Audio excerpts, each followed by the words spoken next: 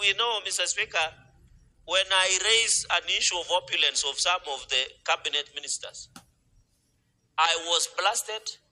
I was accused of being jealous. I was accused of not knowing how to do deals.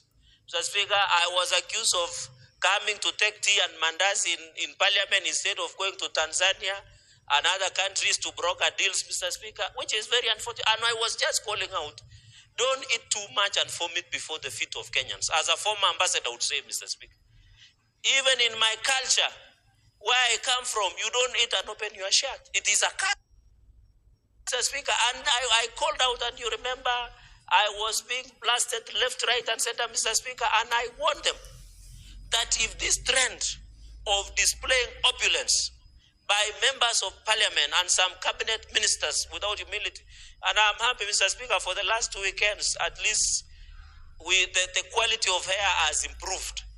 Because when choppers were crisscrossing, it was also affecting our agenda of climate change, Mr. Speaker, where people would fly in, land, reorganize the program of a funeral or a church service, speak, insult other elected leaders, Mr. Speaker, call them dimwits, call them fools, the way I was being called in Nandi last year, give out the money that God knows where they got it from, millions of shillings, they fly away from the job, disrupting, Mr. Speaker, a social function for the next 1 hour or 30 minutes, Mr. Speaker, until they settle, Mr. Speaker.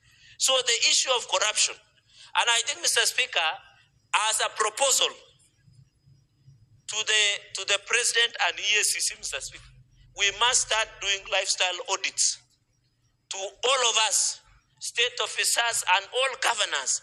Any person who is serving in a public office, we must do lifestyle audit.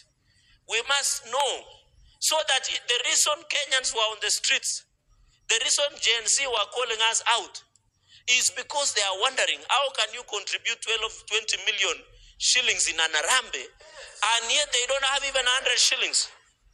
They were wondering, minister would be an Arambe counting millions of shillings, and the roads are not there, Mr. Speaker. And the water is not there, Mr. Speaker. So they are wondering, we are telling them the economy is bad, but we preside an Arambe worth millions of shillings, Mr. Speaker. It is not bad to do an Arambe. It is not bad to help people, but we must do their part. And I'm telling you, I know some people, even who had bought shirts for funerals, dark suits, because their only thing was just when they hear social function, Senator Sifuna, they appear. But they have never visited the bad roads that are in our counties or look even at the water, Mr. Speaker. But they will find time to go and insult other leaders, Mr. Speaker. I think corruption also is not doing your job, Mr. Speaker. It doesn't necessarily that you have stolen, failing to do your job with integrity, reporting to your duty station.